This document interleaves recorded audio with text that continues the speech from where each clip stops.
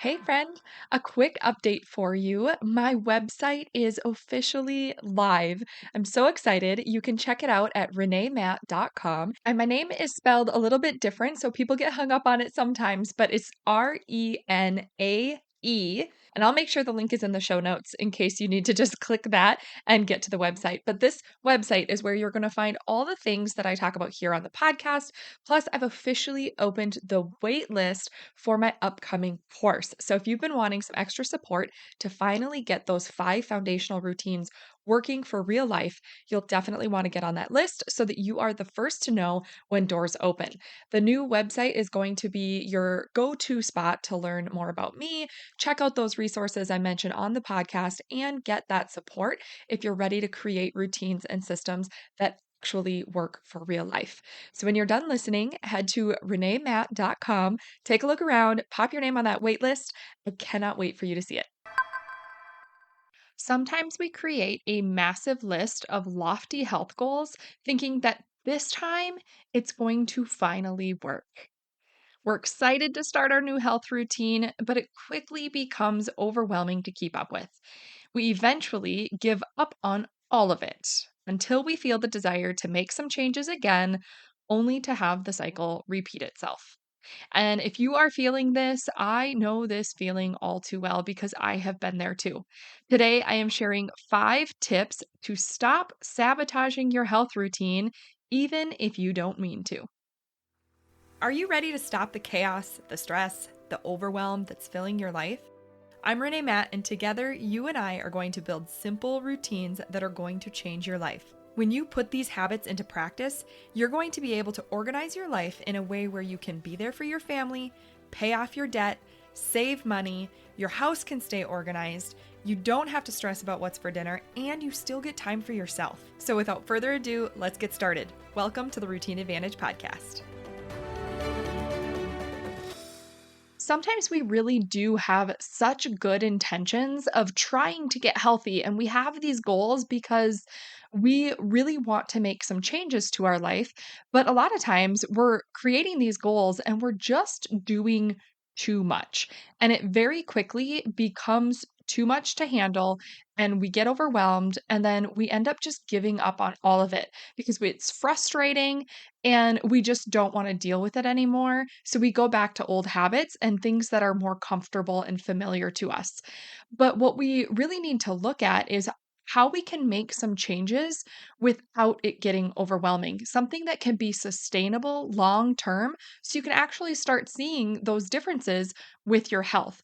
And I know how this feels because I have really struggled with health goals and health routines for many, many years because I wasn't seeing the results that I wanted, so I would give up on it. And in the last several years, I have been able to maintain a health routine so much better than I ever could before. And it's because of these small tips that I'm going to share with you that have been able to keep it sustainable so that I can do it long term. So we're going to go ahead and jump right into the 5 tips because I'm sure you are here to know these, and we're not going to make you wait any longer. We're going to go right into them. So number 1, to keep it simple. And this sounds so basic, but it is something that we really struggle with when we're trying to make a lot of changes to our health. We look at this and it's like, okay, I'm going to go grocery shopping. I'm just going to get a ton of veggies and I'm going to start going to the gym for an hour, 6 days a week. And we're going to do a daily walk every day. And you just have this massive list of things you want to do. You want to hit your water goal, you want to hit your protein goal, and all these things. Well, if you have never done any of that consistently, all of a sudden changing your entire life to accommodate all of these things, it's going to be a lot. So instead, keep your goals simple.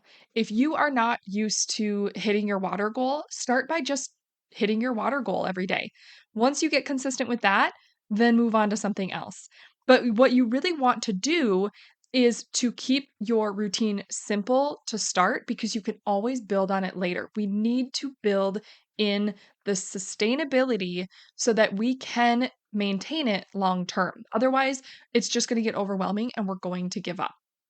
Number two is to build a routine focused on your personal goals, not what others are doing.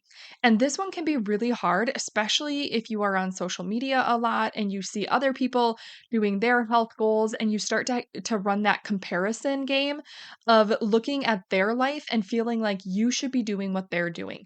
But if you don't have the same personal goals as them, then it doesn't matter if you are doing what they're doing or not, you're still not going to hit your own personal goals. So, you really like it's great to get ideas from other people and to get some inspiration from other people, but you have to be really careful about making sure that you are building your own personal goals that are going to work for your life. If you are giving yourself goals based on somebody else's personal goals, then you're not going to have the desire to stick to it long term like you would if you are reaching your own personal goals. So that is a really important one to keep in mind, especially if you seem or if you tend to get caught up in comparison to other people, whether it's in real life or in on social media, anything like that. Just make sure you are focusing on your own personal goals. Number three is to create sticky habits one at a time. So, when you're looking at creating sticky habits, this is where we want to keep that sustainability and move forward. One of my longest running sticky habits is a morning walk. Now, I walk our dog almost every single morning. If I'm not walking him in the morning, it's because we are out of town and we're at somebody's house where it's just a really quick, short run outside to take him potty or something like that, where it's not an actual walk. Or it's because I don't have him and my husband's got him, or my sisters are dog sitting or something like that. Those are the only reasons I wouldn't be doing it. Or I guess in some cases, my husband will switch because our schedules are different. So then I will do the evening walk and he'll do the morning walk. Really, those are the only things that are going to change my daily walk schedule. Otherwise, I am always taking our dog out for a walk. That has become a sticky habit that is just part of what I do every day. And that is what I am encouraging you to find something that you can stick to that keeps you going. So that is my daily default movement is my daily walk. But then there are other things. A sticky habit for me is that I go down to the kitchen when I get up in the morning, when I'm going down into the kitchen for the first time, I always have my water bottle, which is at my bedside. I bring my water bottle with me downstairs when I am going down, and I always fill my water bottle with a fresh bottle of water. And then I try and drink at least two full bottles before noon. So my sticky habit is going down and getting myself fresh water right away before I really even begin my day, even before I finish any of my morning routine. Like that is just something that I do is I go downstairs and one of the first things that I do is to go and fill my water bottle. And that is something that has become a very sticky habit that I can repeat over and over. And these are getting me closer to how I want to be living my life and the habits that I want to have as they relate to my health goals. So that is a really important one, but you also want to make sure that you are doing them one at a time. Like I said, if you do too many at once, it's going to be overwhelming and you're going to feel like it's just too much to stick to and you're going to give up. We don't want to do that. So start with one thing that is important to you that's going to get you closer to your goals and then focus on that and make it really sticky. Make it pair it with something that you're even doing already that makes it a little bit easier to remember. Maybe give yourself some reminders in the beginning just until you get used to doing it consistently. And then once you have it consistently as part of your day, then add another thing. And you can keep building on this as you go so that over time you begin to live the life that you are wanting as it relates to your health. Even more so, and without thinking about it. And then it doesn't become overwhelming because it's just simply part of what you do. So, number four is to make it fun. There's nothing worse than having health goals that are not very fun because you're not going to want to do them. So if you are trying to get some exercise in, make sure you're doing things that are you enjoy. Make sure you're going to classes or doing workouts that actually give you some energy and make you feel good because if you are enjoying those, then you're not going to dread working out every single time. If you really love being outside, but you hate walking and you really want to just go on your bike and take a bike ride, then do that instead of walking. Like that's totally fine, but do something that you enjoy. If you are really wanting to just have a total dance party and move around and that's your thing, like, blast your music and just dance for, 20 minutes straight, and then that can be something that you do, work up a sweat, have fun, and that can be one of your goals. But really, you just wanna make sure that you are enjoying what you are doing and having fun with it because we want to make it so that it is more sustainable, and we are much more likely to stick to something if we're actually having fun with it. And the fifth tip is to make sure you are scheduling it in your day stack. So when you are planning out your day, you make sure you block off some time for your health goals, whether it is working out or going outside and getting some fresh air or going for a walk or even just having absolutely nothing to do, like block out blank space for your day so you have some time to like mentally recharge if that is something that you need. So make sure you are scheduling it in your day. And when you do it as a day stack, if something needs to be rearranged, then all you need to do is restack your day and just move it to a different time that works better that day if you need to adjust it.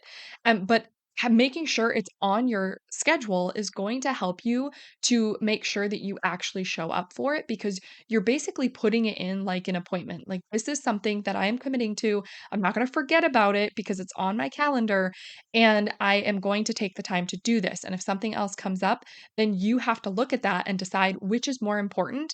And if you need to reschedule something, how is this going to fit into your day if you can't get it done at the originally planned time?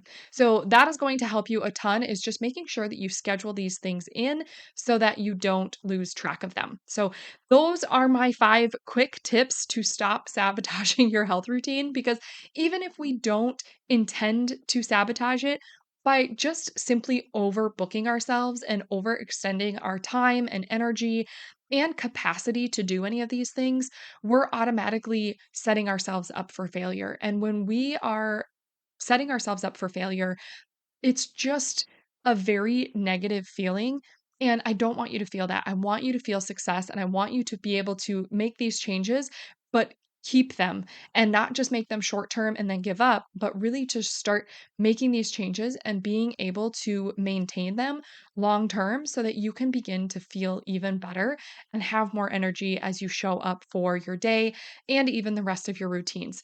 Over time, you are going to feel so much better because each of these little pieces that you're putting into place are going to make you feel good because they're not only sustainable, but they're also helping you reach your own personal goals. And that is what is going to make all the difference. So, a really quick recap of those 5 tips to help you stop sabotaging your health routine is number one, keep it simple. Number two, build a routine that is focused on your own personal goals, not what others are doing. Number three, create sticky habits one at a time. Number four, make it fun. And number five, schedule it in your day stack. So get out there and brainstorm what you really want to do and then just focus on one thing first. Get that down and move on to the next one when you're ready. But you are going to feel so much better by just focusing on one thing at a time and being able to maintain that. So I hope you enjoyed that episode and I will catch you back here on the next one. Did you love that episode or learn something useful? If so, would you do me a huge favor? My goal is to grow this podcast and help as many women as I can break free from the overwhelm so they can truly enjoy their life.